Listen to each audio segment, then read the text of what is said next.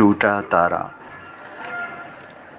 कभी तन्हा अक्सर जब तेरे हिज्र में, सरमा की सर्द रातों में, दिल की घुटन से तंग आकर आंगन के किसी कोने में जाकर चुपचाप से बैठा करते थे, तो आसमान को देखा करते थे, तुझको सोचा करते थे।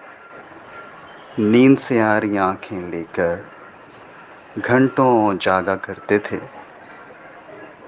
फिर जब अचानक ही कोई सितारा टूटा करता था, तो लेकर एक उशक हाथों में, सरमा की सर्द रातों में थकी पलकें उठाकर हम तुझको मांगा करते थे, घंटों जागा करते थे।